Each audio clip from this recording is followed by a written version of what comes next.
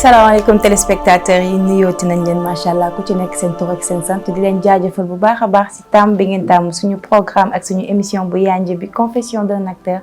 alors nee naa leen du ma ci wéet benn yoon parce que yéen rek laay topp du ma def lu dul di dem ci seen commentaire yi di ko lire di xool li ngeen xamante ne tey moom ngeen bëgg ñu dox ci macha allah alors tey nag gan bi ñu am. macha allah mu doon koo xamante ne man dafa yàgg nekk sama royukaay dafa yàgg nekk koo xamante ne tey dafa marqué empreinte am fii nga xamante ne moom mooy Sénégal mooy ci milieu artistique mooy ci milieu bi nga xamante ne moom la ñu nekk macha allah kenn dootu ko présenté ci formé na nag ay jeunes yu bari tax na tamit jeunes yu bari bëgg li nga xamante ne tey moom la ñuy def mooy ci milieu bi nga xamante ne moom la ñu nekk macha allah kenn dootu ko présenté ci nee naa la dañuy dem rek ñu xool écran bi xool ki nga xamante ne tey moom la ñu dalal tey macha allah ñu ñëwaat encore suñu plateau.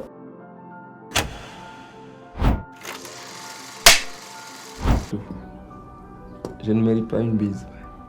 ah seeni yow tam merci bu rëy laa lay jox te tegal na ci lii. kontaan na. Eh non, yow tamit. Je veux plus que ça, quoi. Plus bu demee nan. Ok, viens chez toi. ah. seeni yow tam bu ñu fi merew bi bertee lu ñuy wax foo jëm. d'accord ñu lay déglu mais yow tamit dañu war a déglu bu ñuy wax ak yow. yow li la intéressé rek moo la intéressé bu ñuy wax ak yow dañu war a déglu yaay booy. mais da ngay déglu ñu aussi ñu wax. waaw da ngay àkkale. attaqué wu ma la yaay mais dafa jot ñu wax la dëgg mënoo chaque fois boo ñu waxee li ñuy wax ba pare di dem sa yoon. gis nga nit ñuy wax di ko tekki suñu der bii keneen ci dëkk buñ ko waxoon ñu jaay ko suñu bakkan. may seen ndey yaay dafa jot nag ñu wax la dëgg. samay dëgg et pour une dernière fois reviens à la raison yaay booy doom nawle la te yaay finalement bi maa ngi diis suñu kaw mi ngi diis chantage bi ngay def loolu war a arrêté te dafay jeex. te bu yow tey cokkoolal nga di. mais yaay je peux pas comprendre. lu xewati. cette poubelle. ah.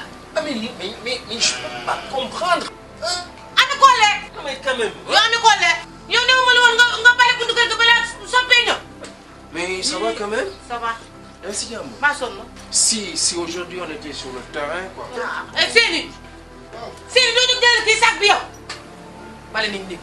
bale nañ ko. yii taal tuuraay def fi ba nga am gan. dama am gan. ah bon. c'est quoi ça là. ah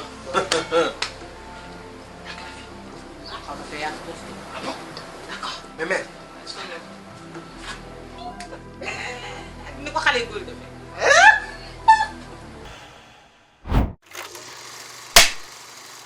alors ñoo ko gisandoo mi ngi noonu suñu ndaanaan bi macha allah Ibrahima Mbaye Sopé tey moom la ñu dalal alors Ibrahima maa ngi lay nuyu bu baax.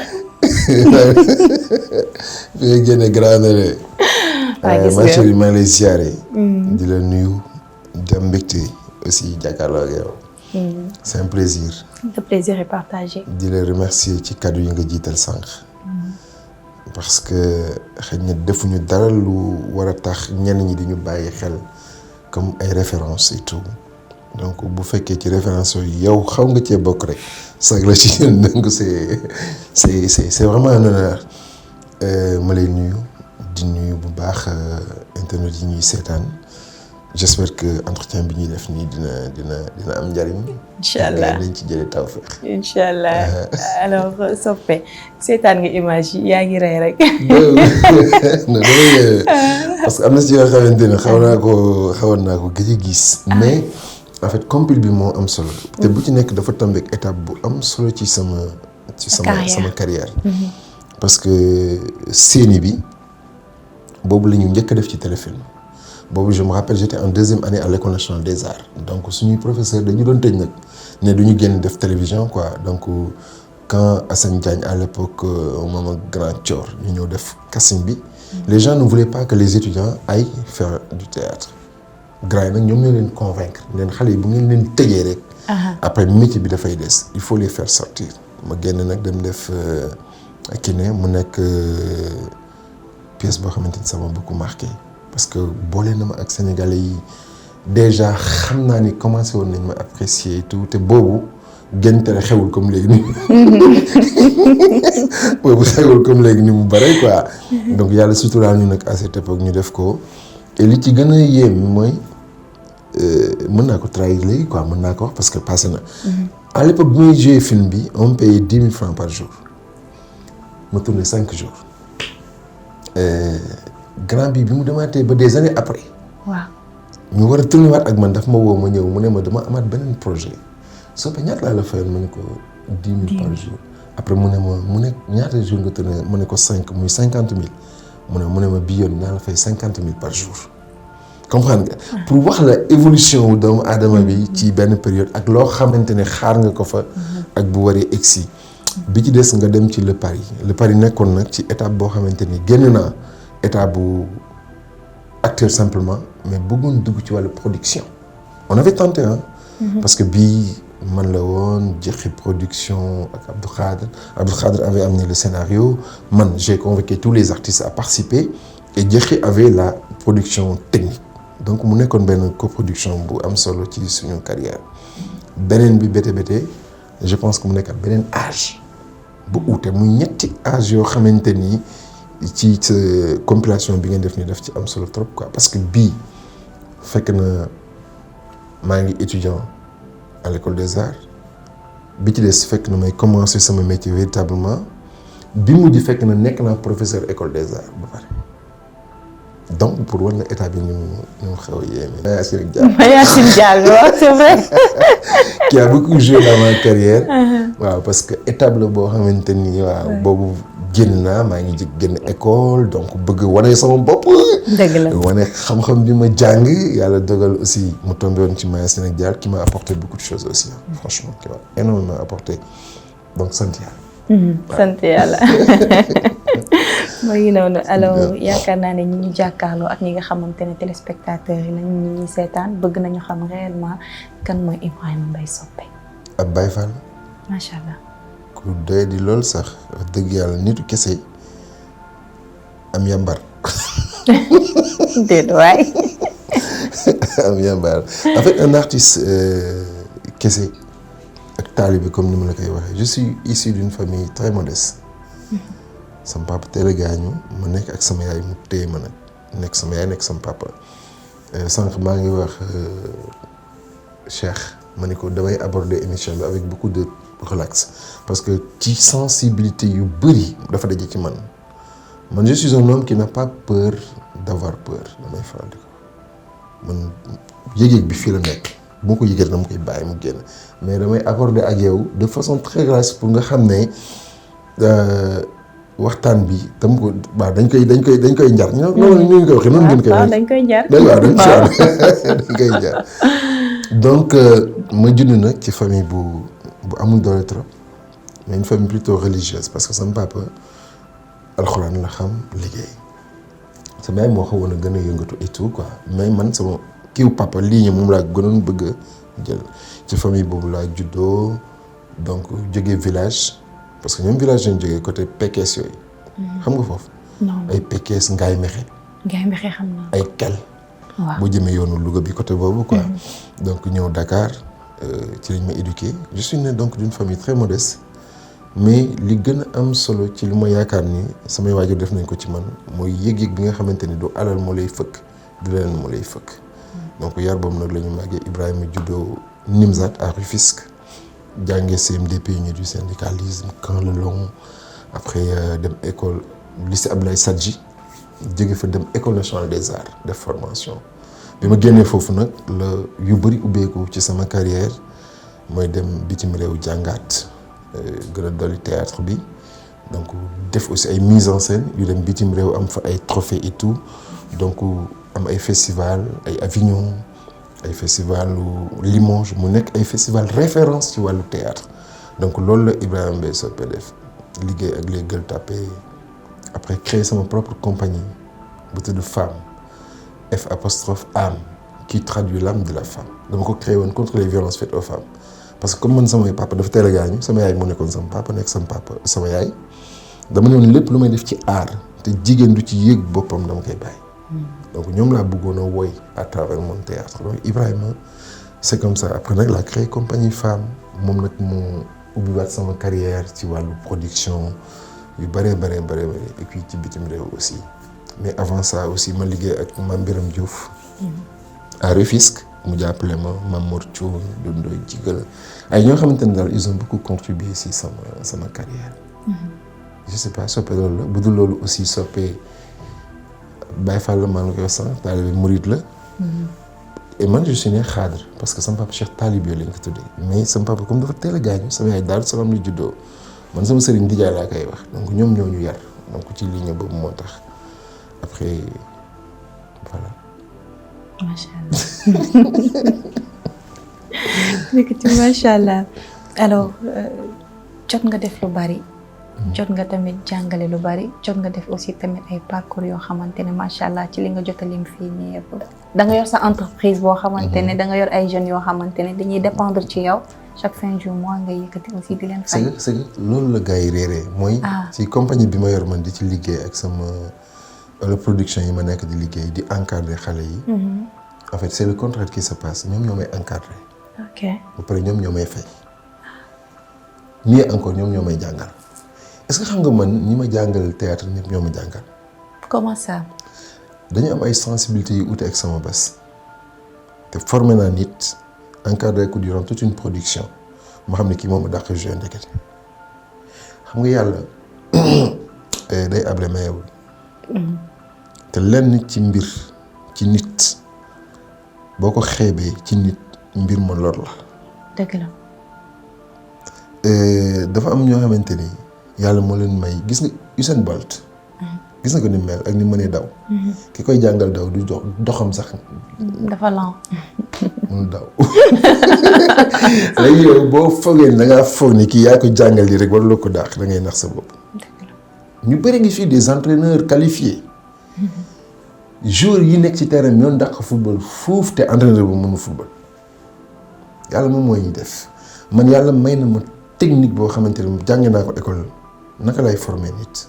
naka lay jàngalee nit naka lay jàngalee nit naka lay doxe naka lay toogee naka lay noppee naka lay xoolee naka lay tourner naka lay utiliser kooram naka lay defee loolu ñu tuddee détachement maanaam jël sa yaram xool nooy communiquer ak moom yooyu mën naa ko jàngale mais xale yi mën nañu ko dàq def. te dama ciy gis ñoo xamante ni macha allah ils sont plein de talent donc ñoom ñoo may former parce que ci ñoom lay xool di jubbanti man sama mbir. donc c'est des industries c'est des compagnies yoo xamante ni da nga koy créer mais da ngay sant yàlla da ngay xam ne yaa ngi defar mais ñoom ñu ngi lay defar aussi. macha allah alors tonton Ibrahima kañ nga dugg ci li nga xamante ne moom ci milieu bi ban année. yàgg na di ay les années 90 avant les années 90 je me rappelle ne bi ma ciy dugg dama daan laaxatu. parce que man suñu waa kër boo waxee yambar ñu ne kii mooy yambar bii quoi à l'époque donc mais dama bëggoon théâtre mais accidentellement laa ñëwee si théâtre bi parce que man football laa bëggoon donc dama jóge IAS yu ñëw fekk si école bi ñuy théâtre boobu à l'époque Dundoy Jigal moo leen yoroon ak Mamour Diarra Thioune maa ngi profité di leen nuyu ma ñëw rek après gis ñuy répété xam nga laa wax. ma ne xoolal ñi yëfu jigéen ñi def ñu waaye yëfu yàmbar yi affaire yooyu waaye ñaa ngi football ñuy dem naan dañuy def ay théâtre quoi alors bi ma grand bi woowee ma dugg seetaan damay seetaan ba si yàgg rek ma xool instinctivement ma ni ko may grand yow kii sans pare maa ngi dégg li nga koy expliquer mais dafa mel ni yaa ngi ko koy wax mais traduire gu ko ci mi ngi koy jëm génn ci kooram mais traduire ko côté xalaat quoi. après mu ne mooy li nga wax nii da nga mas def théâtre ma ne ko déedéet mu ne ma nii ku def théâtre d'habitude moom mooy xalaate nii. non tu as un instinct technique boo xamante ni yow il faut nga def théâtre ma ne ko jamais ma wax boobu ma ne ko jamais théâtre moom mënuma ko def déjà sama papa du ma bàyyi sama yaay du ma bàyyi et tout ma dem après le surlendemain ñoom ñuy répété ma ñëwaat xool j'ai essayé je suis monté sur scène bés boobu ba tey ëpp na 30 ans. musuma toog bés te théâtre ma après ndeke man ñi ma doon wax ay yambar la ñu ay kii ndeke maa ngi seen imaamu yambar non parce que maa leen xasoon mais xam naa ni ndekete ñoom li ñu doon dund moo nekkoon man li may dundal loolu laa doon xaar pour mu am déclic bu mu def ci sama avenir parce que actuellement tu me parles de quelque chose sans le théâtre c'est-à-dire sa wax day des dëgg la je prends autrement le théâtre maintenant pas ni kaf ni yëg sur scène jouer non dafa am beneen yëg-yëg bu may am ci théâtre bu ma ciy gis ak lu mu ma dund looloo xamante ni jomb naa rek tey ji nit di café théâtre wala nga koy sàggane yow ma lay respecté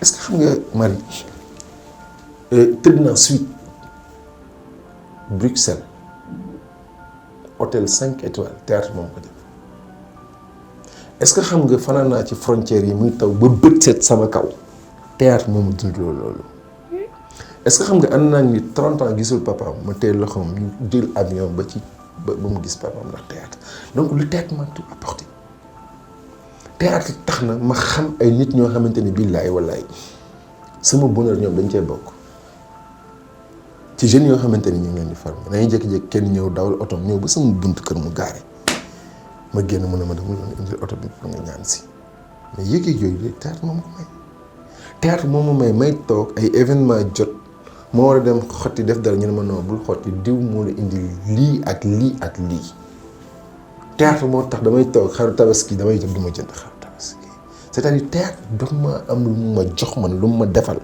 loo xamante ni aujourd'hui je peux pas dire que maa ngi réjouir si loolu parce que simplement jot naa ci parce que nag loolu du tax ma fàtte man li ma ko defal fanaan naa ci frontières yi ba tàyyi fanaan naa ci mbedd yi ba tàyyi bâchal naa ko ci mbedd yi ba tàyyi donc li mu may jox même bu méngool ak li ma ko lebal mi ngi may bàyyi xel le théâtre il participe à ma vie maanaam en grande partie sax moom moo ma defar man loolu laay wax te moo wax na ne théâtre lu mu yàq leneen du ko defar te leneen lu yàqu théâtre mën na ko defar dëgg la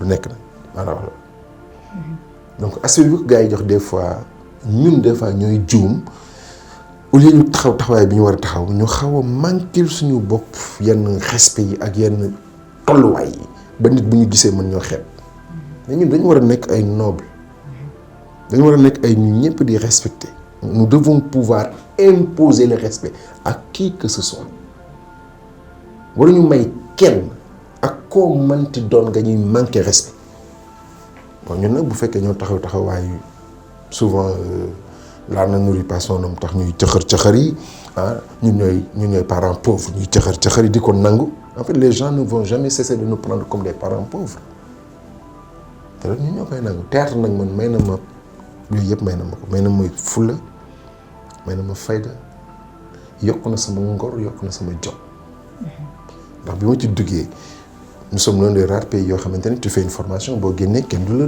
que c'est pratiquement rare ñu embaucher la parce que Sorano rek moo fi nekk mënul embaucher ñëpp lu ñu def effort mu ñu embaucher leen léegi yow théâtre bi nga pare def ko sa papa tey la gaañ nga nekk ak sa yaay moyen dëgërul nga war a taxaw nag xalaat sa avenir xalaat sa ay doom te gis nga nit war na toog benn bés mu xalaat ah man lii ma nekk lan la wala boog heure bu sama doom ñëwee ni ma papa loo ñu fi bàyyi ëllëg lu mat a bàyyi xel ci choix wu nit ki envers son avenir moo tax théâtre man dafa maa may loolu dafa def ci man ngor dafa yokk sama jom ak yëg-yëg bi may am moo tax gis nga koy sàggane mos nga gis ma xeex non xam naa ni si loolu rek lay jógee ñàkkal ko fayda rek lay jógee yàlla boo yegg foofu noonu alors Ibrahima sa première fois sur scène. waaw yàgg na boobu ndeysaan maa ngi woon joué ak Dundee bi ma lay wax fekk on jouait à l'école CMD pionnier du syndicalisme c'est une pièce bu ma marqué nag parce que dañ ko doon joué bi ñu paree spectacle bi ma ànd ak sama benn xarit ñu dem këram ñu dugg fekk yaayam naan waaye kii moo bon yow gis ngeen xale yi seen joué ni ñu doon joué di wax di xas ki ma doon joué waaye mais gis nga xoolal jàmm boobu ni ko kii def nangam mun ko yaay ko kii la mais bi yow la daal di muy jël làmbatu gaañu woo fekk mu doon joué benn jaam ñu war ma takk ma fii buuma ma def yaramu neen ñu ngemba ma defal ma maquillage gars yi di ma torturer xam nga fekk je voulais marier la reine man la Nobone et puis bon war naa wane sama njàmbaar quoi léegi buur bi nag bëggul doomam sëy ak jaam ab buur la ko bëggoon may muy dàgga muy pièce bu yàgg ñu war ci woy mais c'était très émotif pièce boobu nag marqué na ma. lu gën a sawar nag mu dugg après pour def le théâtre professionnel ci la bokk. parce qu'il y avait des textes en français et tout après nag ma dem nekk ak Mame Biram te ak Mame Biram on a fait des trucs très intellectuels parce qu'on travaillait l'aventure ambiguë bu Cheikh Hamidou Kane et l'étrange destin de Wangrin Adja la militante du Gras ok le prophète sans confession c'est-à-dire c'est des livres yoo xamante ni da doon yokk xam-xamu nit ci. da doon baaxee en tant qu'élève ngay parfaire say français ak yu bëri. mais dagg moom mooy pièce boobu laa njëkk a joué et bàyyi na ay traces man ba tey. alors ce premier contrat. ban maison de production la woon. aussi tamit ndax fay nañ la. premier contrat mooy 50 000 yi mais boobu contrat bëreegul nii ah. parce que boobu à l'époque je pense sama yaay ma ne ko 10 000 lañ may fay produire. ma dawal demal jël ñaari junni bis nga dem rek suy ñëwaat. donc je l'avais fait avec Grand Thior. maa ngi koy remercier bu baax moom ak Grand Assane Diagne aussi. ñu nekk ñoo xamante ne ba tey jii bàyyiwuñu xale yi. ñu ngi formé en tant que scénariste en tant que producteur et tout. mais ndeysaan moom ma njëkk a fay loolu.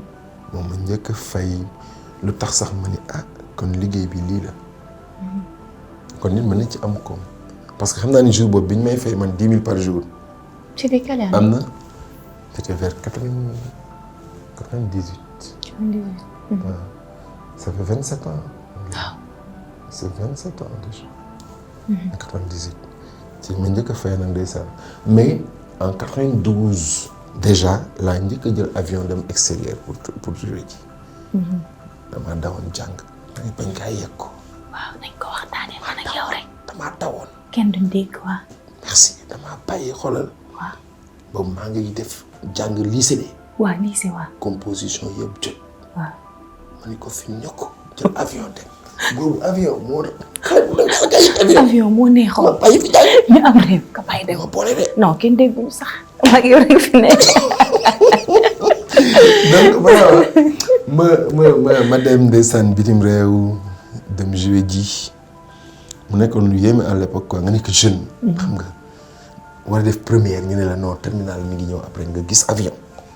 bàyyi ko fi dem. nga bàyyi fi boobu bag aussi bi. c'était un bon contrat. bon ñu dem extérieur ñëw yàgg ñu fa ñëw jouer. yàlla di ñu suturaal nag. mais en 2005 laa njëkk a dem aussi Europe à Bruxelles. def fa benn ak Africalia benn projet bu amoon koom quand même. ci laa ñëwee nag commencé di xogaliku nag xam ni à vrai dire. le théâtre doit nourrir son homme au Sénégal. je me rappelle challenge bi ma defoon ak sama yaay bi may dem pour la première fois de dafa ni ma Ibrahima ma ne ko mu ne ma fan nga jëm ma ne ko yaay damay dem Belgique mu ne ma théâtre kese mënu yóbbu c'est-à-dire elle pouvait pas comprendre à l'époque ni visa jafe man ma mën ko wax ni ko yaay théâtre lay dem defi et puis c'est pour 5 jours mu ne non mënul nekk mu woo ma ñëw mu ne boo demee bul ñibbisi ma ne ko yaay mu ne ma bul ñibbisi yow nit ñaa ngi wër visa di kii monsieur mu ne ma yow sax demoo Europe yow mii yow ni nga yombale sa Europe bi bon ma dem ndeysaan ñëw xam nga rek xaw a xuggali ko tuuti j'ai fait juste 5 jours ñëw c'était un bon contrat aussi te la ñëwee commencé changer des choses. Barak laa dëkkoon Barak. Barak nga dëkkoon. Barak ak Barak. laa. ma commencé dajji tabax commencé mool bul wax gars yi dara. du ma ko wax kenn. sama diggante ak yow rek lay wax. door sama barak bu wax sama toog jàpp sama jàll. après je me suis rendu compte qu'à travers le théâtre l'homme pouvait se nourrir. parce que boobu jàpp naa ni man ci benn voyage laa def 5 jours amoon naa lu ëpp salaire fonctionnaire bu gën a mag fii kon j'ai pensé que théâtre bi mën nañ ko jox cër. ci laa gën a farloo nag gën a commencé nag di structurer samay mbir. ba ci contrat yi mu mujjee am yëpp macha allah ñu ci sant yàlla. je vis que de théâtre. macha allah aw ma leneen mënuma leneen. voilà alors jot nga dem Europe jot nga nekk fii aussi tamit te fi nga nekk fu nekk jot nga am jàngat boo xamante ne def nga ko ci ndaxte jot nga jàng fii théâtre Sénégal. jot nga tamit jàng li nga xamante ne moom mooy théâtre fa ci Europe jot nga fa jouer aussi tamit jot nga jouer fii nii alors mën nga ñu expliquer brefement rek li nga xamante ne tey jot nga ko dund ak remarque bi nga xamante ne def nga ko ak différence bi nga xamante ne jot nga ko def. théâtre fii ak foofu noonu. Il y a une très grande différence la première grande différence xam nga lan la. fii booy jouer yaa ngi ci coulisses yi yaa ngi toog jàpp sa njàmbur jot na nga ñëw jouer. Europe booy jouer déjà bu ñu la yóbboo ci coulisses yi dootoo boo gàttee xel doo concentré wu. Ils te mettent dans les coulisses déjà dans des conditions extraordinaires c'est-à-dire que tu es là boo duggee catering bi lépp a ngi fa c'est-à-dire t'as tout ce qu'il te faut maintenant ñun ñu ngi commencé di jéem a jàng loolu mais boo duggee y a tout y a les fruits y a tout ce que tu peux manger y a ton café y a tout yow sa loge donc déjà dañ lay wan ne yow ku la jox cër lañu fii da ngay jouer des fois ñu yàkkamti nga génn ba dem sa yoon ñu defar mais dañ lay jox cër boo voyager egsi nga xam ni ñii am nañu gan sa valise doo ko laal il te met dans les conditions pour pouvoir travailler fii le danger mooy contrairement en Europe foofu le théâtre il est subventionné c'est-à-dire que les compagnies privées ils ont des subventions avec les communes et tout fii boo joué benn pièce da nga koy répéter 1 an wala 6 mois nga joué ko benn yoon mu jeex wala ñaari yoon fee boo répéter 6 mois c'est pour faire une tournée pour 2 ans ou 3 ans man j'ai fait le festival d'Avignon benn spectacle bu ma joué ci benn salle durant 27 jours d'affilée lundi mardi mercredi jeudi vendredi samedi dimanche ma noppalu lundi mardi mercredi ba mu des 27 jours ma def ko ci benn salle à la même heure et tous les jours day fees je l'ai fait en France te loolu organisation boobu moo ñu manqué ñun à Paris par exemple en 2010 ou 2000 il y avait plus de 360 et quelques salles de théâtre à Paris waxuma fa mais rien qu'à Paris biir Paris il y a plus de 300 et quelques salles de théâtre fii boo limee Sorano boo limee Douta Seck lim Blaise Senghor lim Grand Théâtre après bon kan nga ciy teg. c'est fini. donc ñooñu dafa am développement industriel bu ñu taxaw. te développement industriel boobu nag mooy tax nit ki par force da nga koy mettre ci conditions yu muy liggéey. ok et tout ce qui gravite autour du théâtre mais fii yow en fait ñu ko jàng sax da ngay pare tu as du mal à te retrouver donc loolu moom moo des fii. Le théâtre souffre de la formation, souffre de la prise en charge, souffre de statut. Europe nag loolu la ñuy am. fii comme ni mu la wax imagine nga tourner 6 mois ñu fay la benn spectacle 300 000 yow ngeen nekk ay 8 personnes répété ngeen 6 mois ngeen joué pare 800 000 lañ maximum benn prestation ñu fay la 800 000 ngeen séddoo ko nekk 12 personnes wala 24 personnes ku nekk am 30 ci nga war a génne costume ci nga war a génne décor ci nga war a génne tous ces détails là. transport aussi. ñu noonu léegi nag fële nga dem jouer après mu war na sa carrière bon solde bi ñu lay fay après mën nga ci def dara foofu la différence bi nekk c'est que ñoom dañu jox valeur li ñuy def à commencer par les artistes eux-mêmes fii nag c'est pas tout le temps évident ñun artistes yi des fois nous sommes nos propres ennemis en fait nous sommes nos propres ennemis et après bu ñu gisee ñun ci conditions yoo xamante ne nekkewul noonu suñu njiit yi naka la ñuy jëlee au sérieux ils vont jamais le faire c'est pourquoi Europe neex na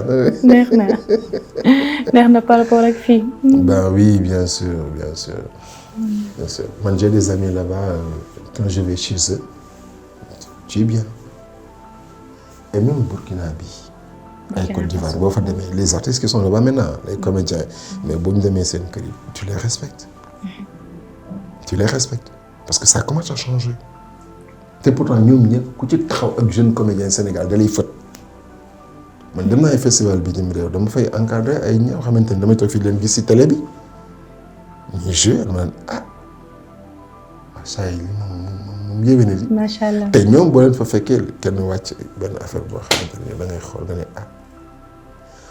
mais nag lenn ci lu am solo mooy réussite pour man ci doomu aadama ci métier mi mu nekk dépendul ci nga am ci oto wala nga am ci kër leneen la loolu nag lu sori la quoi loo xamante ni des fois boo jàppee ni nit ki dafa réussir parce que am na oto wala nangam non kon sa xel dafa gàtt quoi au-delà de ça la réussite dafay manifester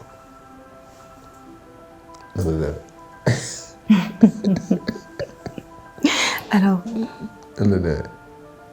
gis nga li nga xamante ne moom mooy théâtre démb ak théâtre tey damay ñëw tamit ci théâtre yi ngeen doon yoo xamante ne yéen ko doon joué ak ñun tamit yi nga xamante ne suñu génération la. am na différence lan nga ci gis en fait. foofu sama xalaat def si uute ci dénomination yi. théâtre démb ak théâtre tey pour man théâtre démb ak théâtre tey am théâtre moo am. théâtre. dafa am théâtre bu ñu daan defee nii ak bu ñu defee nii tey. dëgg la théâtre mi léegi nag am na chance bi mooy maa ngi lay wax sànq nii réseaux sociaux. léegi la am doole ñun dañ daan jouer bay bëgg a dee kenn du yëg kenn du dégg mais léegi les choses ont beaucoup évolué beneen bi lu ci gën a bëri ci ñi daan def métier bi démb passion la woon dañ ko bëgg ci am yàlla. dëgg la bëgg ci am dara certes mais ci xol la doon jógee léegi nag dafa dem ba toll benn période fii nii léegi c'est devenu un business. c'est devenu vraiment un business ñu ngi nekk ci métier bi mais business bi mooy yaa ngi naan attends xaaral mu door bi benn affaire parce que bu génnee ci YouTube bi non kii bu defee nii moo xaar ma woo Marie parce que lii parce que là parce que bu waxee lii bu defee lii dinaa am nombre de vues dinaa nangam. Marie aussi buy jouer si da koy mettil ba mu metti boo ko joxoon rum bi daal même buy ñëw mën naa sol jaser la. waaw takk def ba mu baax parce que simplement gis nga voilà parce que dafa jàpp ni théâtre bu léegi nii li gars yi di def nii c'est devenu un tremplin pour aller sur autre chose.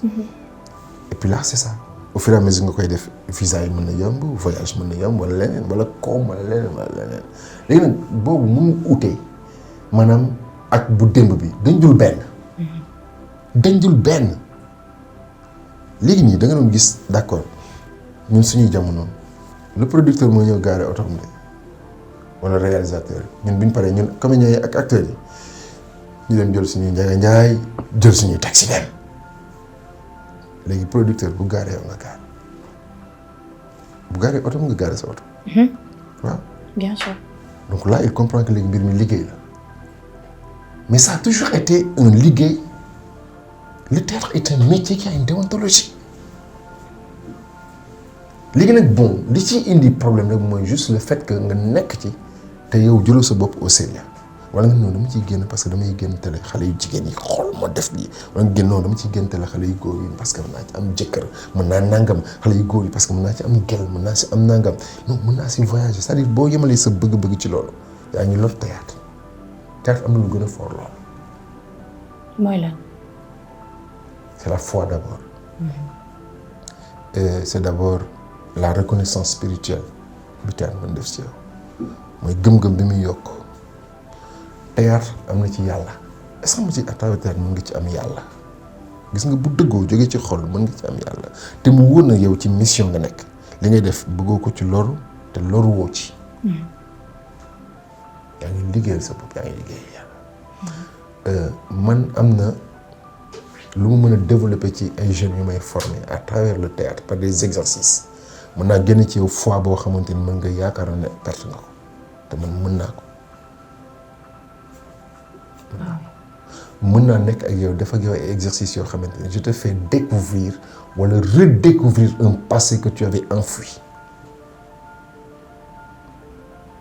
c'est-à-dire que def benn man bëgguma wax trop di sori si benn théâtre bi parce que da ngay jàpp ni religion dëgg laa ko def gën ko fonk leneen loolu diine te pourtant am na ci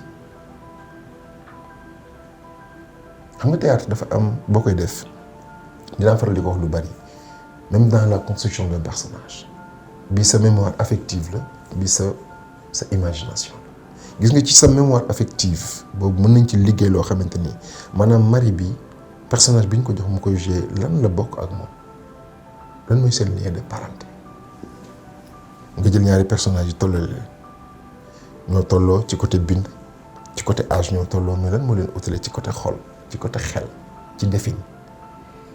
ok Marie macha allah dans la vie de tous les jours nii la mel physiquement nii mais pourtant personnage bi muy incarné dans la vie de tous les jours loos bi dafa dëng benn mbagg bi dafa yokk benn tànk bi dafa wàññeeku dënn bi dafa génn lii dafa kii et tu interprètes des choses qui physiquement deviennent quelque chose de très intéressant boo ko abalee nag yow sa xol abal ko sa xel personnage da ngay dem ba da nga koy jox couleur da ngay dem ba jàppee sa bopp ni yow tu crées un personnage te yàlla rek mooy bind nit mais comme yéen day créer kii bind day créer ba defar nitu boppam nii laa ko bëgg a defe et il suit une ligne artistique benn énergie di ko développer ba fi mu bëgg a dem yooyu nag man boo ci nekkee lu bari day dem ba ngay foog ni théâtre bi théâtre de tout ma jox la benn anecdote mës naa dem Mali benn festival spectacle bu gën a bon laa fa seetaan maanaam benn femme bu ñëw jouer il a joué 1h30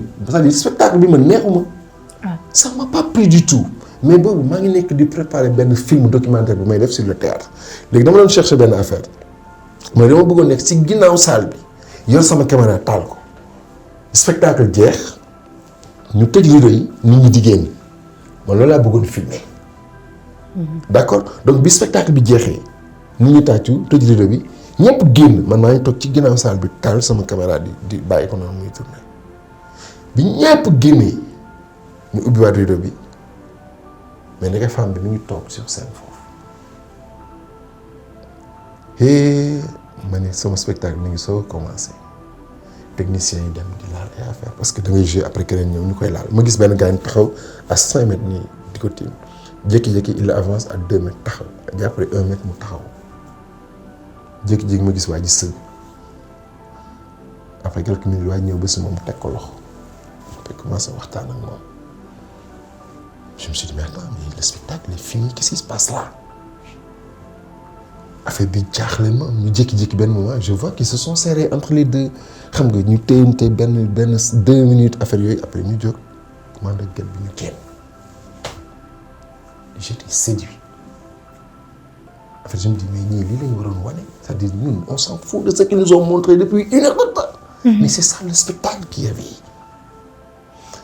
ñu pare comme les metteurs en scène dañ doon def critique gu spectacle boo am ñu génn après ñu toog di wax le lendemain matin mu ne ma Sopé tu as vu notre spectacle de man ko oui mais ça m'a pas plu Sopé ma ne ko non neexuma mais ma ne ko par contre après le spectacle il s'est passé une chose ma ne quoi ma ne ko j'ai été là dans la salle quand toi tu as fait ça et ça et ça et ça avec celle-là mu ree quoi ma ne ko loolu mu ne ma Sopé mu ne ma en fait la dame la ma ne ko mu ne ma li mu jox ci viwam spectacle bi moo bëri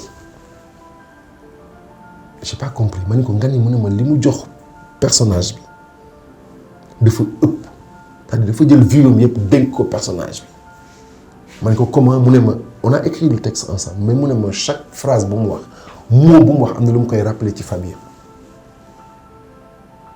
mu ne même tasse bu ko jëlee di ko joxe dama liggéey ak moom bi mu nekkee xale di jox maamam tasse bi respect bi mu amoon te chaque fois buy jox tasse bi mi ngi xalaat décor bi maam ji nekkoon robe bi mu daan sol photo yi mu fa c'est-à-dire le gars day wax ba ma ni non lii mënul nekk pour le théâtre fi mu yóbbu nit mënu ma daw si bu paree man ko mënu ma day diis dootul mën dara parce que dama ko koy chargé di ko teg mi ngi mel ni ku yenn benn bërigo nga tegaat ñaari bërigo tegaat ñett mu ne ma gis nga bu spectacle bi jeexee dootul mën dara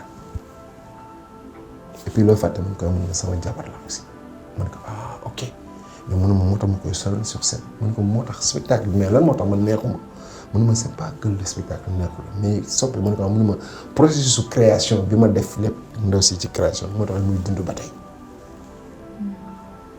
pour wax la rek liggéey bi am ci ginnaaw théâtre ak li muy defar te loolu mémoire affective moo koy indi yàlla nag may ma ci beneen jàngat mooy gis nga nit boo naagoo da ngay foog nga àgg nga te àgg ko xam man jugé naa spectacle bi ñu neexul mais c'était l'un des meilleurs spectacles parce que damay jàngoon ni man professeur laa fii damaa xam théâtre du tous lu ma xam parce que ñëw naa gis spectacle bu ma dóor ba may bëgg a dee te laaluma donc dire modestie dafa war a am solo et j'ai appris à partir de ce jour à aimer tous les spectacles que je reçois théâtre na nekk théâtre rek man bëgg na moo demee nag ba sama kër toog ci laay xalaatee est-ce que lii neex na ma wala waruma woon neex et cette époque ça m'a beaucoup marqué.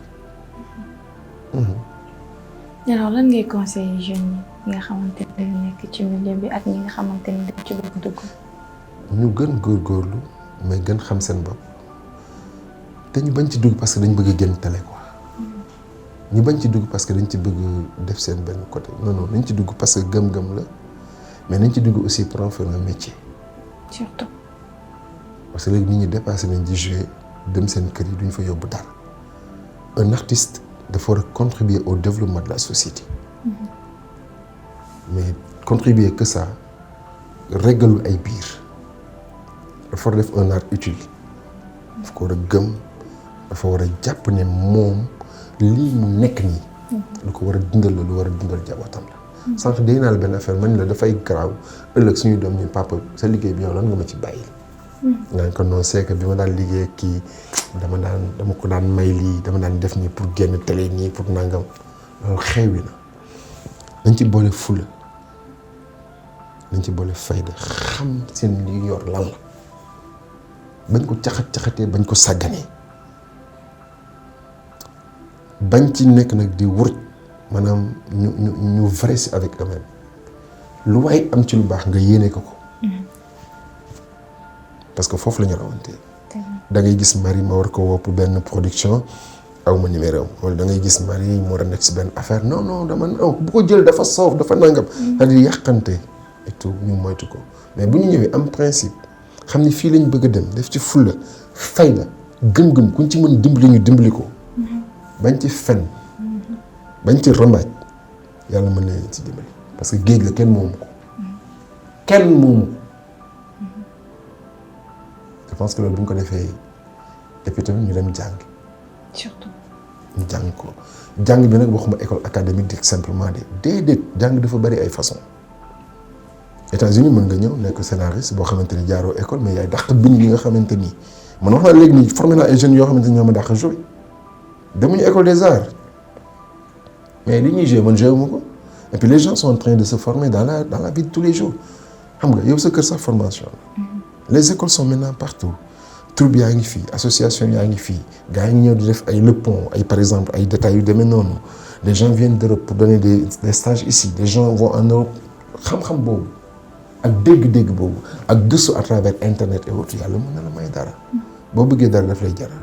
alors di leen fàttali ni que yéen a ngi seen émission confession d'un acteur di leen wax ni que bépp produit boo leen bëgg fësal rek ñëw leen fii am nañ fi ay ndaw yoo xamante ni ñu xarañ yu mën li ñuy def macha allah alors da ngeen di ñëw ñu fasal leen seen produit ba mu nice ba mu rafet macha allah alors da ngeen jël rek numéro bi nga xamante ne moom la ñu affiché fii nii ci suuf ngeen woote ci su ko defee ñu defaral leen lu nice lu toj lu doom alors di leen wax ni que Dijane Aïcha ñoom ñoo jaar ci perruque bu nice bi Ast Beauty moom moo jaar ci li nga xamante ne moom mooy make-up bi di leen fàttali ni aussi tamit ku bëgg bépp panneau publicitaire mën ngeen ñu contacter aussi tamit ci numéro bi aussi tamit ñun dañ koy def waaw dañ koy def alors ñu ñëwaat ci li nga xamante ne moom mooy suñu plateau avec Ibrahima Mbaye Sopé macha allah alors Ibrahima.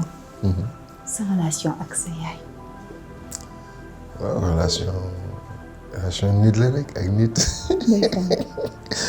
bon sama yaay moom sama xarit la quoi sama waay la wax dëgg yàlla mooy sama sëriñ sax mën naa wax et puis yaay bu yéeme quoi. et puis yaay bu nice yaay bu rafet xam nga nekk ak yaay dooleem jotul ginnaaw ba pare mu am ngor dafa doy waar quoi sama yaay day jaay marché la doon jaay à Rufisque donc day jaay ba heure añ jot mu wàcc ñëw li mu jaay mu togg si añ bu ñu añee pare mu gont li muy jaay noonu mu toggaat si reer donc tous les jours yow boo juddoo ci loolu boo nekkul gor doo la forgé wul dootoo am jom ba pare doo ko dégg ci lu ñaaw doo ko dégg ci lu ñàkk fayda ci noonu la ñu éduqué nag ba pare nag man ñemee ma ko woon parce que femme caractère la parce que sama papa mu daaw la wax day nekk ci kër gi tëdd ndeysaan ci alxuraanam di jàng yor kurusam ñun daal ñooy tërëree sama yaay di ñu réglé mu nekk nag koo xamante ni je lui dois tout parce que bi sama papa gaañoo moom moo taxaw il est là jusque là donc voilà j'en parle relax parce que bëgguma yéeg parce que moom dafa sori ci man déjà bu feebaree man day wax man bu ma dugg si man bu ma koy seet si ndax kooku bu mu egg si dama koy xool di jooy man sama yaay bu feebaree ma jooy barke Serigne Saliou buy feebar damay jooy te mun ma ko faj nii mu woon ma sama yaay am na benn mettit nii te mun ma ñëw faj ko ci mbedd mi lay toog di jooy yu metti comme ku ñàkk fayda dinaa la parce que man mais léegi nañ ko bàyyi comme da ngay rey am non c'est bon noppi naa man nag côté boobu xoolal man c'est la seule personne boo xamante ni ci diggante sama diggante ak moom c'est utuma ci fulla utuma ci fayda utuma ci lu neex nit ak lu naqari nit sama yaay ku mu xulool ma xuloo ak yow. très bien ku mu meree ma mere ak yow ku mu àndal ma ànd ak yow c'est tout ku mu xulool moom moo am dëgg. moom am dëgg tu cherches pas à savoir cause bi daal sa yoon nekk ci. léegi xoolal na la tooñ ñi léegi ma wax ak moom ba si yàgg kii ma gëtan ku mu xulool nii ba pare bëgg nga dem man ko yaa tooñ. nga la de yow ma ne ko yaa tooñ yaay parce que lii nga def waroo ko def. waaw. man ko yaa tooñ. yow da ngay bàyyi ba kay dem ba pare. donc mu nekk yaayu ndaanaan na dëgg yàlla sama xarit la. sa xarit la. sama xarit la jigéen ju mën góor sax jigéen ju mën góor xam nga sa papa gaañu sa yaay taxaw yor juróom benni bant. macha allah. te liggéeyul fenn yaakaaru ko fenn te kenn musul jooy lenn ay il faut être là pour le faire donc tey jii nii man bu ma ñëwee ba benn ma bërki démb astafurlah juste avant koor gi dafa am lu ma dal ak moom dafa toog la veille mu ne ma suba de ci ajuma ji Touba laa bëgg julli ji. mooy tey. ma ne ko waaye yaay yow ajuma ji mu ne ajuma ji de Touba laa ko bëgg julli ji. ma toog ba 10 heures ci suba 10 heures et demi ma toog ba si ak ma ne waaw man li yéeme na di ma xool sama téléphone def ci 25 000 moo ci nekk rek mooy wax sama petit frère wax sama yaay ñu dem Touba nañ dem comme fa la bëgg a jullee tisbaar nañ dem. yàlla seede na ni ma départ sama frère jël ko mu ñëw sama kër barki Serigne Saliou bi may génn sama buntu kër sama benn xarit woo ma dugalal ma 70 000 lu yéeme laa lay wax moo tax ma lay wax ci moom sama relation ak moom fi mu toll du ma ci kaf du ma ci bëgg a dugg des fois ci sooxe ma dem ba ci kër Serigne Abdou Karim Mbacké fa ñu dem bi ma duggee jumaa ji ba ñu siyaare Serigne Saliou parce que Serigne Saliou dafa am lu ma seexoon ak moom jour boobu loolu laa demoon réglé ci. ma jóge foo dem sëñ Fallou dem ci sëñ mag bi dem kër sëñ Abdou Karim sama yaay yor bouteille man ma yor bouteille ñu dugg jàkkaarloo ak sëñ bi nii ma sama yaay jël bouteille sama yaay jox ko sëñ bi ñaanal ko ci def li muy def jox sama yaay ma jël sama bouteille jox sama yaay mu ñaanal ma naan ko barke sëñ Sall sama yaay dama ko tollalewul ak lenn de. macha allah. nañ àggale waaw nañ dem. ndeysaan. alors sa relation ak sa papa. ba pare anecdote bu grave moo wax la ko ak sama yaay ci théâtre dama mës a jouer quoi. boobu sama yaay nag dana wax ni man dama yàmbar quoi mu ne bi nga ko jëkkee ni ko damay théâtre mu ne non mais kii nan la mën théâtre kii du sigi xool nit. kii du sigi xool nit ñu ne ko noonu mi ngi théâtre rek je l'ai fait affaire bu neex sama yaay boolewu ci wax. ndekete préparé na ma surprise bàyyi bi ñuy jouer rek sama yaay yokk si ñëw ba ci public bi toog ñuy jouer. ma jaay nag affaire tiitar yooyu ñëw dugg si fekk benn paa bu toog di julli ma ne asalaamaaleykum rek paa bi ni ma nii ni ma toogal joxoñ ma ni ma toogal quoi ma toog def nii quoi mu wér di ba si def nii ñaan ni ma julli nga ma ne ko dama julli rek ñëw sama yaay ni te mi ngi seetaan te boobu yaa ngi doon tourné. dafa wax li ma xam ne sama yaay moo wax loolu mooy du dëgg parce que ma am fa dama julli ma ñëw rek après le lendemain loolu lu ko marqué la beneen bi ma def Mayacine ak Diagne naan sama papa moom avion yi bon fii nii il bële sama papa moo ko moom mooy pièce kii bu naaj boobu di wax sama papa li mu moom le lendemain ma ñëw gara rek mu caractère non théâtre bi da nga koy bàyyi yàlla la man xaw ma ay fen te parce que yow daawoo fen mais da nga dugg si théâtre bëgg commencé ay fen ak yooyu da ngay bàyyi parce que théâtre da lay yàq ñu ko yaay rôle la mu ne ma amul rôle yow même boo daan joué daawoo fen waaye man dégg li ngay nekk fii di wax ay nangam sa papa moom bi sa papa fu mu moomee avion yaay dañuy joué mu ne ma non bàyyil yooyu yow daal daawoo fen bu théâtre bi tax ngay fen dégg waaw da nga ko baax moom c'est-à-dire sama soppe la aussi joué nañ ci Sumbulu ci kii wiiri wiiri ma ñëw kër ga dugg rek mu tàkk yow da nga commencé soof xam nga sa jikko bi kañ la commencé bon nii mais yow kii ñun ñëpp xam nañ ni Soumboulou deful dara ngay bëgg rey nit ñi nga jàpp xale bi nii ñëpp wax nañu ak yow doo bàyyi xale bi yow kañ nga am jikko ju bon ji ak xol bon bi mais ma ni ko mais kii ñun ñun dañuy joué mu ne waxuma joué bàyyi leen jàpp mu dem ñun ñëpp gis nañ ci télé bi ni kii deful dara. waaw kenn mu jël doom bi dugal ko fii kay yow wax nañu ko ba tey non c'est extraordinaire. Mais quand tu sais que tu as des parents qui te regardent, ça te donne envie. Ouais. Bon, tu te dis que ne waaw war nañ góorgóorlu quoi. te moom bokk na si ñi ñuy teg bët. ñi ñuy seetaan bu ñu juumee comédien yëpp da nga mën a noonu man maay seen yaay très franchement bu festival bi jotee ba ñëpp ñëw ñëpp kër ga la ñuy njëkkee mu ñaanal ñu balaa ñuy dem defi keppaaru ma donc ak cant daal. waaw on est très proche. sa papa. sama papa miinu ko à 100%. parce que daf teel a gaañ bi may def CM2 la gaañu. boobu commencé woon jouer. non. parce que sama papa bi may ñëw si moom ñuy wax dernier mot bi mooy dama ñëw ne ko papa am naa certificat boobu mi ngi tëdd si lal bi di nekk ci wàccaay te bu man xaw ma si dara mais dafa jóg taxaw dafa jóg toog nii bés wéeru ni ma toogal si lal bi ma ne ko non fii mun ma toogal si lal bi ma ne ko papa mu ne ma toogal rek ma toog ci suuf man ba nii ma toll nii sama lalu yaay mosuma si toog ba nii ma toll nii laa la wax de je n'ai jamais mis mes fesses si sama lalu yaay mosuma si toog bu toogee si kaw lal bi lu ma sol lu mu set damay ñëw sukk toog wax ak moom ba pare génn dem wala ma toog ci fauteuil bi mais du ma toog si lalam mosuma si toog sama papa ma ñëw ni ko am na entrée sixième mu fexe ba jóg ni ma des na de charge baa ngi ñëw mi ngi gën a bëri mais loo ci mën rek na nga ko def te bul yuuxu bul jooy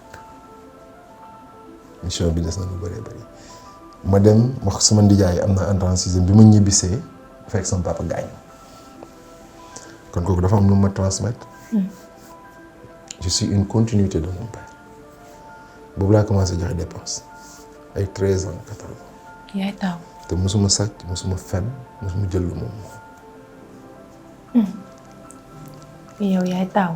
bon maay faux taaw. faux taaw. je suis un faux taaw parce que sama yaay dafa am ñaari doom ñu gaañu léegi man ma ñëw léegi nag pour wax la beneen affaire bu ko wax kenn aussi. de du ma ko nettali kenn. kenn wallaay du ma ko nettali. ok sama yaay comme ñaari doom yi mu njëkk am dañoo gaañu man bi ma ñëwee.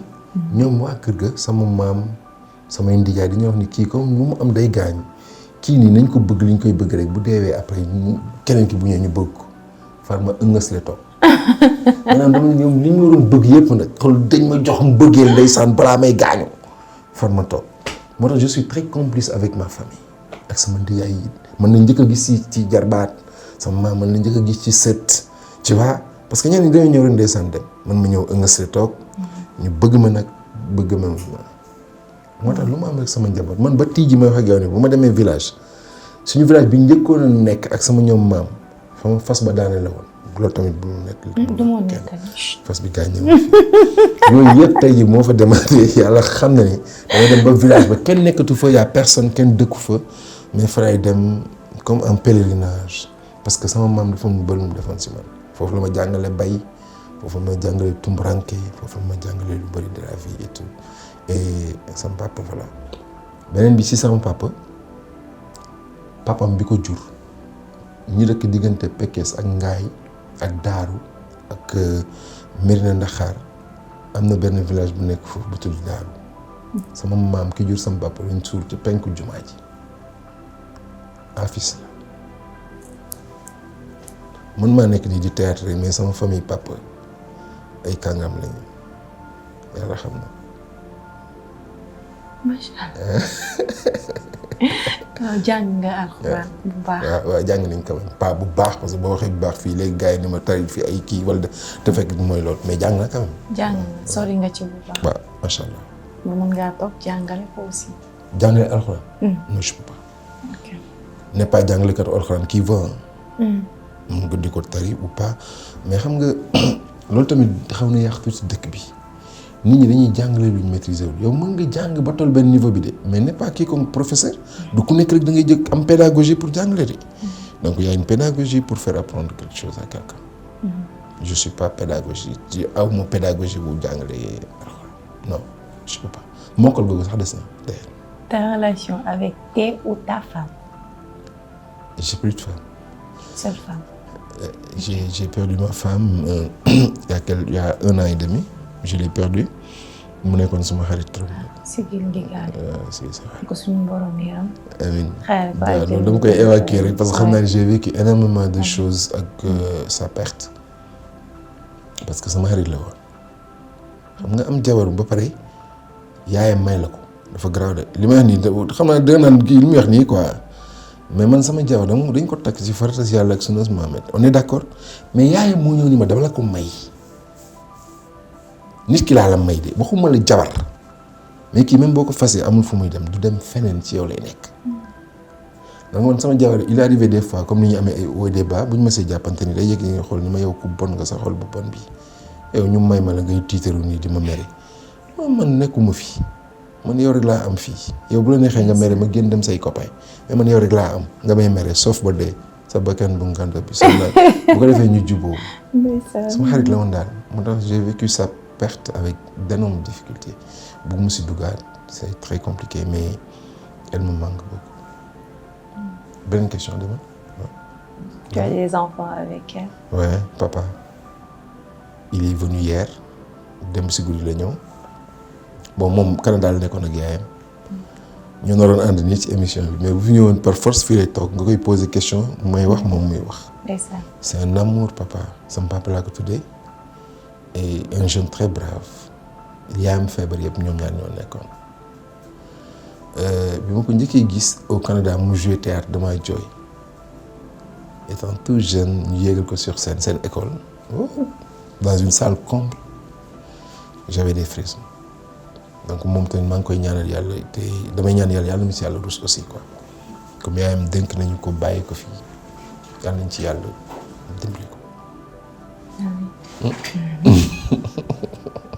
Tu comptes te remarier? Oui, bien sûr. Toog naa déjà 1 an et demi parce que bii soxna si wàññeekoo lu bëri dama ko bàyyi woon.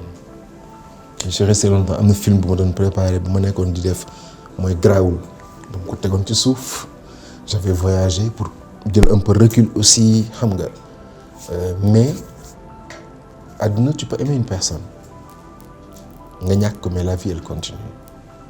Je peux pas dire je me suis marié yàlla weddi na rek dootuma ko non kon bu ma ko defee sax weddi yàlla. yàlla nag daf ma jox xel ak xalaat pour ma vivre donc toog naa je m'étais dit que 1 an moom wóor na ma ni gaañu na 1 an du ma tàgg soxna. Je suis à 1 an et demi mais fixé wu ma sama objectif ni damay tàkk suba wala ginnaaw suba wala ginnaawaati suba je laisse les choses venir spontanément. bu jotee rek dafay yem. mais mën naa nekk ni sans soxna yow. Alors ta relation ak ñi nga xamante ne ñoom ñoo nekk ci milieu bi. Une relation très franche maa ngi koy wax démb parce que j'ai organisé benn ndogu au niveau de la maison d'arrêt et de correction de Rufisque. ci prison bi laa defoon ndogu. mais franchement artistes yi ñëw bari na sama xol sedd te man lu baax dafa may gaañ daal Marie man boo baaxee da nga may rey. te gars yi ñëw waxuma sax li ñu indaale waxuma sax yëg-yëg bi mais gis nga bi ñuy dugg ku nekk quand benn détenu gis kenn rek yi waxu gis nga moment ba fi ma toog maa ngi tiitalu nag intérieurement maa ngi am mbégte. te man damaa neex je sais pas waxu dof laa doon wax de xaaral ma xalaat li ma day damay wax dama bëggoon wax damaa gaaw a tiitaru mais dama bëggoon wax damaa gaaw kontaan ci nit ko kontaan. en fait man quand je te vois heureuse. moi je suis heureux. damay bëgg énergie positive boobu ñu koy transmettre ante dama dem tëdd sama kër man kese ma xool ni yàlla jërëjëf alhamdulilah boo xoolee sama statut loolu rek laa si bind. alhamdulilah parce que pour wax la ni diggante bi du ñëpp war a nekk ay xarit nous sommes des collègues. on n'est pas obligé d'être ensemble tout le temps. bien sûr. ku nekk am nga sa yoon. man biir na ma ne am naa ci ñoo xam ni bu ma taxee mën naa lim comme ay xarit yu may jàppale. di dund li may dund ñu am wóolare wu am solo yoo xamante ne ñu ci nekk saa su ne. loolu moom xam naa ko ci artistes yi ko yéeye ba nekk. franchement mu nekk milieu bu yéeme sax. macha allah am nga référence ci milieu bi. nii référence mënul ñàkk. mais ci milieu culturel d'une manière générale man benn référence laa amoon Youssou Ndour la. Youssou Ndour. waaw. je l'adore te dama koy déglu en toutes circonstances. mais dama mës a gis ne bokk na ci personnalité yi dul tontu. bokk na ci personnalité yi bëriwul. bokk na ci personnalité yi nga xamante ni ñu ngi jéem a gérer seen vie privée. te loolu bokk na si lu ma gën a bëgg si moom beneen bi bokk na ci ñi gën a am talent si dëkk bi. donc ci côté culturel moom jàppoon naa comme sama référence beneen bi sama référence principale bu dul yonent bi Serigne Touba laa gëm référence nag bu nekk nii sama wet nii ma koy gis sama yaay alors peut-être tey ci jeunes yi nga xamante ne tey ñoo ngi joué am na ñoo xamante ne peut-être boo leen xoolee di nga gis jëmm soppe ci ñoom ba suñu joué di nga kontaan am mbégte.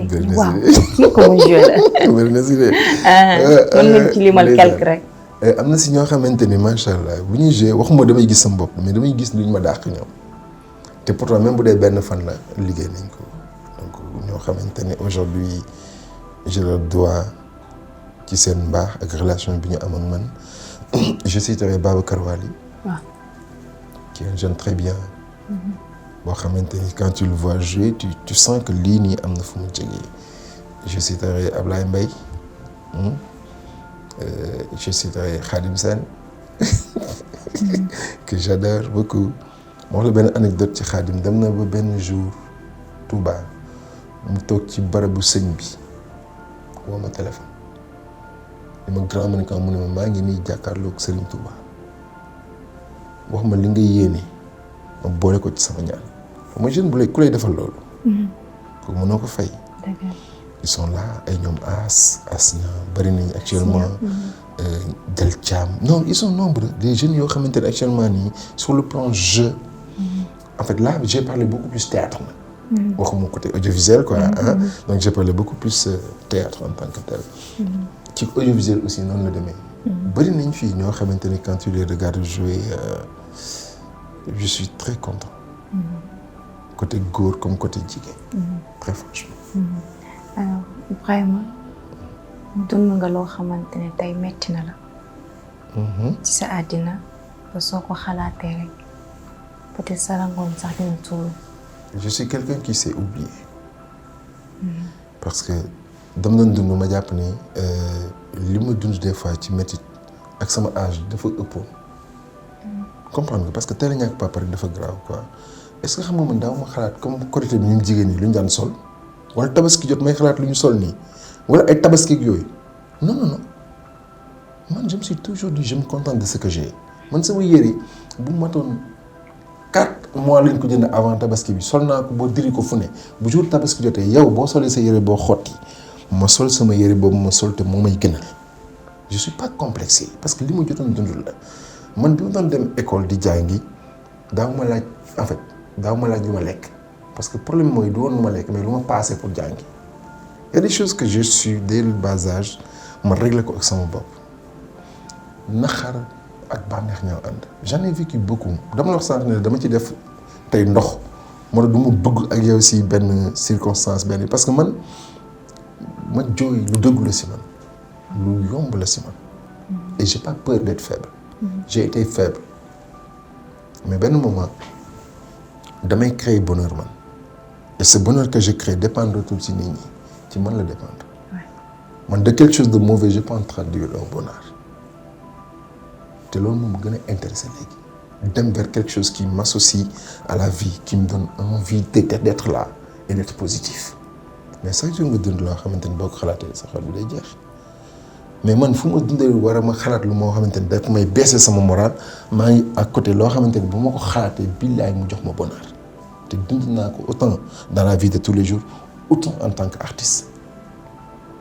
Il y a eu beaucoup de trahison. Il y a eu beaucoup de mal. Il y a eu beaucoup de yoo xamante ni boo si bàyyi xel bu ñëwee nga bàyyi àdduna. Il faut savoir surmonter les choses man je n'ai pas fait que du bien am na ñoo xamante ne xëy na ñu ngi naan soppe moo ñu war. am na ñoo xamante ni man maa ngi wax ñoom ñoo ma war léegi bu ma nekkee dama def focus ci man ñi nga xamante ni dama jàpp ni ñoom ñoo ma war kon man ñi ma war ñoom ana ñu donc tout le temps je sais jumeler les choses li may dal nag muy naqar dama koy gëmloo yàlla ba buy ñëw des fois day œuf yenn saa nag nga làqatu yow kese am noo def gis sa bopp mais Souleymane Faye dañuy góor buy jooy day làqatu waaye làqatu di jooy wóoru et ça c'est extrêmement important loolu mu wax donc malheur yeeg yete dray yi ñëw muy metti mais je sais quand même ma kontaan yow di si bay ci li ma kontaan en tout cas lenn mën naa la ko wax ci théâtre lu bonheur lu ma dund même bu dul théâtre lu ma neex c'est d'avoir fait des kilomètres et des kilomètres d'avion pour ànd ak nit mu wër ma kii at yi mu dund sa dund yëpp ba mu juddoo ba nekk liir ba tey ma sa gis papaam te théâtre moom may ma ànd ak moom ma gis ko loolu bonheur la quand j'y pense tout le temps je suis heureux. Je suis très très heureux. Alors ci li nga jot a joué yëpp peut-être am na benn séquence boo xamante ne moo la gën a marqué ci sa carrière ba nii. waaw mais xam nga am na bëri na njëg mais am na boo xamante ni spécialement wax la ko maa ngi ko tourné benn scène maa ngi ko tourné à Nantes.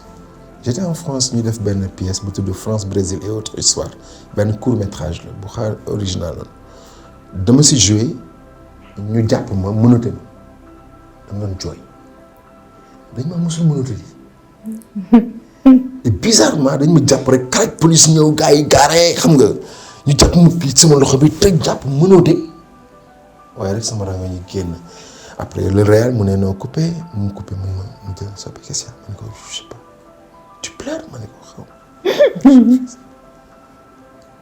ça te choque tu veux pas qu'on te mette ma ne ko non mais c'est le film c'est le scénario c'est pas grave mais mu ne ma tu tiens pas ma ne ko non je vais tenir parce que le personnage warul jooy ma ne góor la jantal la woon boo xamante ni bu ñu ko jàppee sax avec honneur lañ koy génne mais warul jooy mais billaay fu ñu nee action ma jooy man kay nañ ma takkal mën a dire rek ma jooy parce que en fait j'ai peur hein bëgguma tooñ man bu ma tooñee rek nekk yambar te boobu jàpp naa ni le personnage bon voilà il est en France sans papier ñu jàpp ko te pourtant ki bind œuvre bi français la dañoo seetaan match France Brésil man moom mi ngi ma fekk France bi France gagné ñëpp génn ci mbedd bi di wax di jubilé mu woo ma téléphone.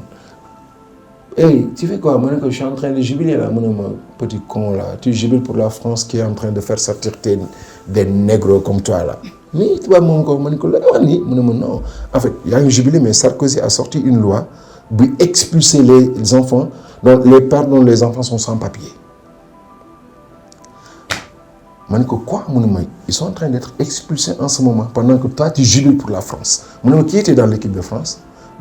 Thierry Henry, Thuram. Ay na nga lim ay 9 noirs yu nekk ci biir équipe bi pourtant ñu ngi leen di expulser ngay jubiler tu fais quoi demain demain je suis en train d'écrire déjà un scénario j'ai déjà contacté des volontaires caméramans techniciens son lumière qui veulent tous être dans la même cause que moi on tourne demain comme ça ma jël train dem Nantes joué ko affaire bi mais pour wax la doole bi mu amoon donc comme noir la bu ñuy génne li ma gën a jooyloo takk bi ñu ma takk ci la bokk.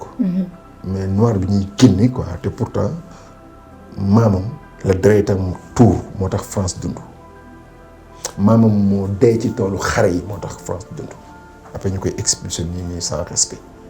ñu jooy mais séquence bi yëpp nañ koy 5 xaw ma 10 fois. bu ñu nee te damay fomm sa yaram ba pare non je vais gérer ça bu ñu nee action ba gars yi départ oto yi ñëw rek bu ñu mënee tëral sama loxo yi rek ma jooyaat. Ben, j'ai réussi à le faire finalement. Et c'est une séquence qui m'a beaucoup marqué. Qui m'a beaucoup marqué. Finalement, j'ai eu une séquence très fort. Qui m'a beaucoup marqué. Mais ça va. Alors, séquence boo xamante ni joué nga ko mais yaa ngi koy regretter ba léegi. Il m'arrive très rarement de regretter. Parce que man dama jàpp ni théâtre la donc. balaa nga koy joué xam nga ne lii la demee donc et tout am na film yoo xamante ni def naa ko fii les gens m'ont appelé dañ bëgg nga def benn séquence chaude wala dara man non dama ko def je vais pas par principe defuma ko donc balaa may joué séquence man lay neex ba pare des fois sama yaay ci film bi par exemple bété des fois nga wax ak moom rek mu dagg wax ay affaire damay tiit damay joué mais damay tiit parce que nit du ma xool man dans la vie de tous les jours. mais su fekkee da ngay mu ne nanga ma di ay waay fa ma jëm. surtout que après sama papa quand je dis sama papa mooy sama doom bi papa lu tax kii di la wax lii yow doo wax ay wax yu gros mots yooyu lu tax moom moo lay wax loolu mu ne ko papa damay daan sama doole damay liggéey xam nga mais donc chaque fois bu ñu waxee loolu sama doom yi laay xalaat quoi qui sont mais attends ñun mosuñu gis soppe ñu koy wax genre mooy mais c'est le théâtre en fait c'est un personnage que tu interprètes on te dit des choses tu dis des choses après ça avance quoi. Ok mos nga jouer séquence boo xamante ni c'était vraiment risqué et toi tu as pris le risque de le faire en fait nga xam lii boo ko tourné dara mën na la cee fekk mais tu l'as fait parce que c'est métier la. Non. Mais si ça devait m'arriver, je peux être prêt à le faire. Ah. Parce que tamit des fois métier bi buñ ko tëjee trop du am ouverture. Donc loo xamante ni lii c'est des risques parce que man maa ngi naan heure bu ma demoon ba rejet ay cascade wala dara physiquement bu ma paree ma daan mën defal seen bopp cascade wala leneen am na des acteurs comme des acteurs européens et américains et autres ñoom seen ay cascade sax ñoom ñoo koy defal seen bopp quoi. Mais quand maintenant sur le plan psychologique wala sur le plan social nga def benn séquence risque def benn séquence boo xamante ni tôt le mën na si topp ak yooyu bon j'évite quoi aussi. maa ngi jéem a garder surtout moment bi nga xamante ni maa ngi nekk mag je prends de l'âge sagesse bi fii la war a mën a gën a tëggee quoi. lu ma def lu woon ci sama jeunesse depuis loolu ba fi ma toll nii maa ngi ñaan yàlla mu suturaal ñu dooleel ñu ba erreur yooyu ñu bañ ko defal ça veut pas dire que ñi koy def ils ont tort ils sont dans leur métier. mais man ñaanatuma yàlla li def sama carrière te bareetul xam naa ni ma ciy nekk di def ay yenn kii. Alors qui est acteur et qui n'est pas acteur? C'est une question très technique. L'acteur c'est celui qui va vers le personnage et le comédien c'est celui qui amène le personnage à lui. C'est très technique.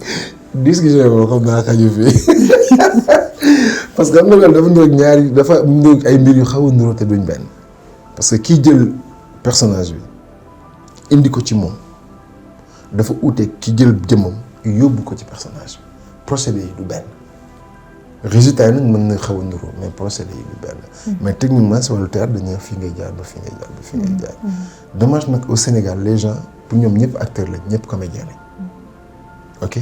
Mais quand on parle d'acteur, c'est beaucoup plus sur le plan audiovisuel.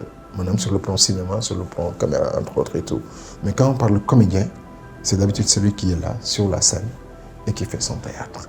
Donc, différence boobu la ñun ñëpp nag dañoo boole ëmb ñu ci benn côté.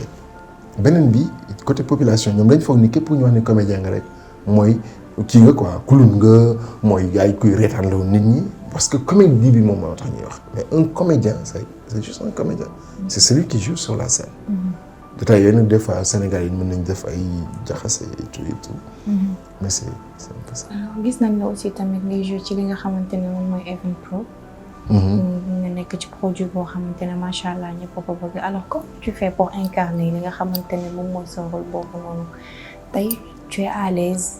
bëri nga aussi tamit ñoo xamante ne bëgg nañ la ci mais il t'arrive des fois nga génn ci mbedd bi ñu lay joxoñ baaraam tourné yow waroon waxee nii waroon defee nii. mais loolu léegi tàmm nañ ko et puis ñun ay Baye Fall lañ de ñun de on accepte les critiques en fait bon Even Pro dafa jot mais yàggoon nañu bëgg a liggéey mais nekkoon ci ay waar moom moo tax ci bët bi ñu soog a liggéey j'aime bien comment on travaille ñu ngi liggéey avec beaucoup de respect ñu ngi lay jox sa cër. wax dëgg yàlla j'en profite pour leur faire un coucou donc te liggéey la rek fooy liggéey te joxuñu la cër. mooy loolu mais ñoom wax dëgg yàlla ils nous mettent dans des conditions pour ñu mën a liggéey. donc BTBT fait partie maintenant de nous. et comme ni nga ko waxee les gens mënuñu ñàkk démb rek xoolal ci biir prison j'ai créé un débat autour de ça est-ce que dama war a jël jël ba taal waruma ko jël. détenu seen boppam ñu ne non jëlal ci laat bul jël ñuy werante et ça a créé un très beau débat. et ça le truc quoi.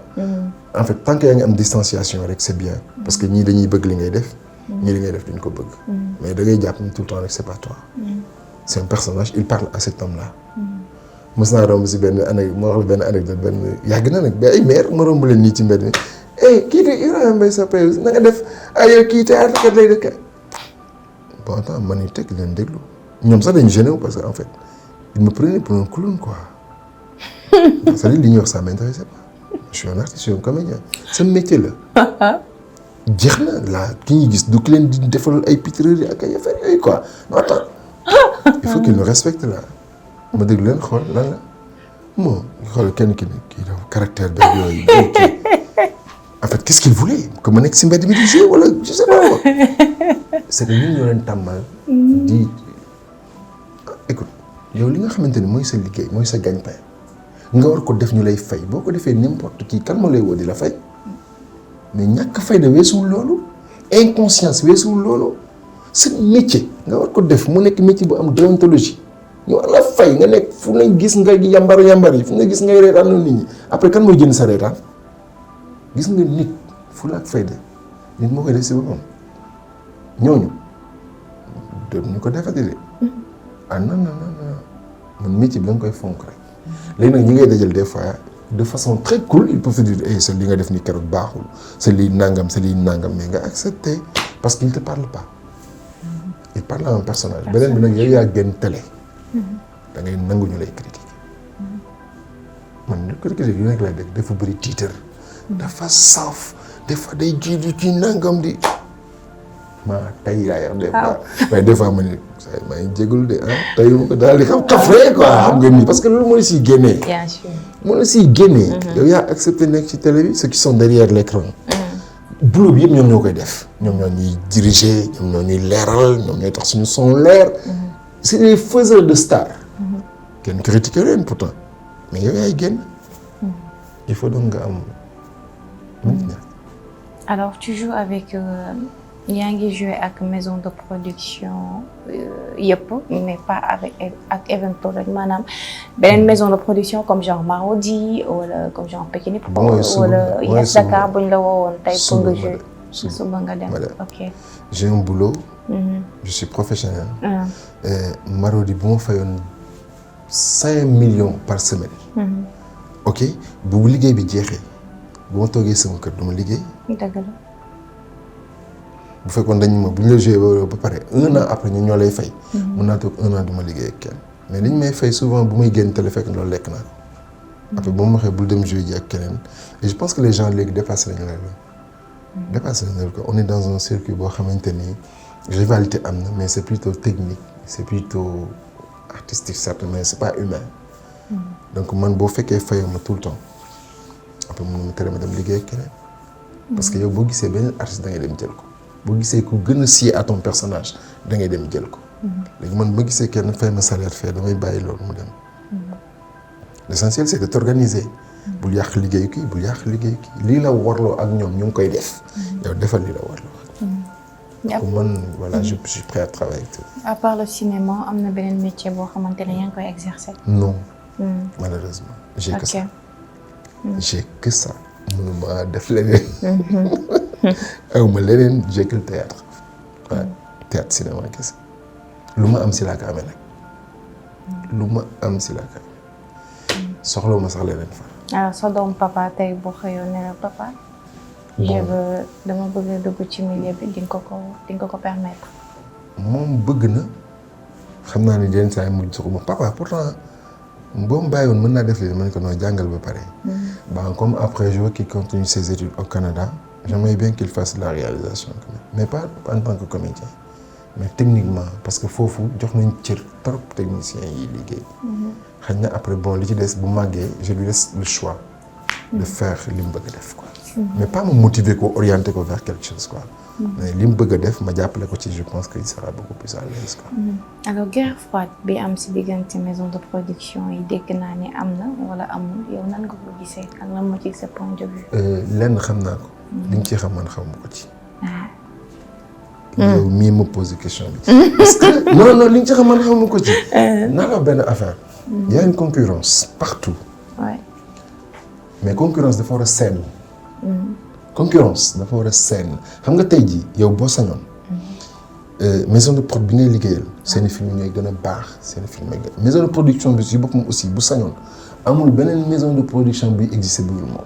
parce que day jàpp ni lii bu ko ñàkkee beneen maison beeg ko xañ. mais gis nga yàlla ku nekk bindal na la sa wërsëg te mënoo fexe ala kulli aal ba lekk wërsëgu jàmbur. nga yi foog daal. ça vaut pas la peine cette guerre froide. non ça vaut pas la peine.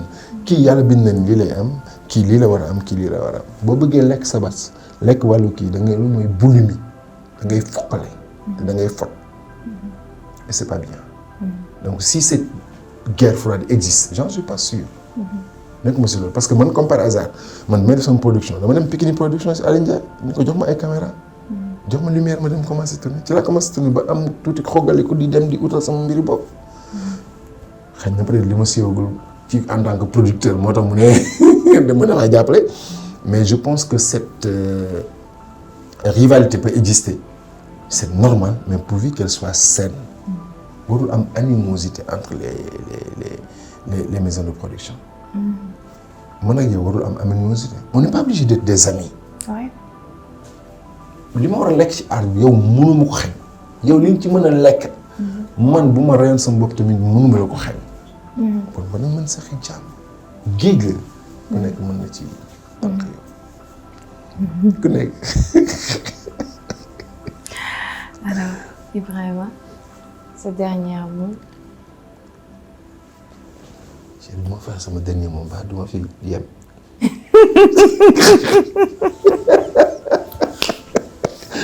Non yow sama xarit nga xam bu ma soxla yem fii mais en tout cas dernier mot bi mooy sant rek doole sant. Parce que tamit c'était pas évident ñu def ko ci conditions yi ñu ko defee nii mais sant yàlla di la remercier bu baax aussi di la wax aussi tout le temps depuis toujours cofeel bu ma am si yow ak respect bi. Merci. Parce que Marichou et Pod ils ont marqué leur empreinte ci audiovisuel sénégalais. nga jóge ko ak Pa Omar muy sama rak bu mu bëgg nag. daf ma daan fekk ba Rufisque may def Kepaaruma mu ñëw ànd ko ak man. donc ça m'a beaucoup touché. ci loolu nga wax sànq moo dama yow bokk nga aussi si comédien yi nga xamante ni sànq bëggu moon wax sa tur nga ciy xaw a fuyaale non di c'est des blagues mais bokk nga ci artistes yi nga xamante ni macha allah bu ñuy lim ñiy jouer nit ñi di apprécier li ñuy def yow ci nga bokk. Merci. Mam Siri si la bokk. Ils sont là nombreux à être là à bien faire leur métier. Donc tey jii man honneur la sax pour man aussi ma toog partager ak yow émission bi. donc di ñaan yàlla liñ fi wax yàlla na ko jaam ñu koy consommer positiver parce que amuñu ci beneen njort bu dul moom positif yàlla xam na ko. même bu ñu waxee loo xaw a dëng sax billaahi suñu intention mooy. li ciy gën a nekk lu donc ñu ngi sant yàlla bu baax bi ñu may kattan dañ toogaat. di nuyu sama jeune frère Cheikh. aussi bu baax a baax ci coordination bi. tey maa ko teree nelaw. nuyu suñu réalisateur bi et vraiment kontaan nañ quoi. yàlla dolli jàmm def ko ci Sénégal aussi. Amiin. yàlla may ñëpp ndaw. Bokk lépp inchallah. Merci à toi aussi. C'était vraiment un plaisir de t'accueillir ci suñu émission bi aussi machallah. Alors xam naa comme d'habitude rek. kontaan ngeen seen xol sedd na guy macha allah alors comme je disais tantôt rek da ngeen di bind ki ngeen xamante ne tey moom ngeen bëgg ñu invité ko ngeen bind ko juste ci commentaire yi bu ñëw toog fii ci plateau bi ñu waxtaan ak moom kaf ak moom reetaan ak moom macha allah alors di leen remercier bu baax a baax di leen jox rendez-vous suñu beneen plateau ak suñu beneen invité incha allah di leen rappeler bu baax ni que Dijane Aïcha ñoom ñoo jaar ci greffage bu meilleur bi ak coiffure bu meilleur bi Astou Beauty moom moo jaar ci li nga xamante ne moom mooy make-up bi di remercier aussi tamit Jagana style moom moo jaar ci li nga xamante ne moom mooy sama tenue bu yanj bi alors di leen wax fàttali ne boo leen bëggee fësal seen ay produits rek ñëw leen ngeen def ngeen daal di woo ndaw yi nga xamante ne ñoom ñoo fi nekk ñu fësal leen ko ba mu baax ba mu neex ba ngeen kontaan di leen rappeler aussi tamit dañuy def ay panneaux publicitaires numéro baa ngi noonu da ngeen koy contacter rek pour plus d'infos incha allah alors on se donne rendez-vous très bientôt bisous.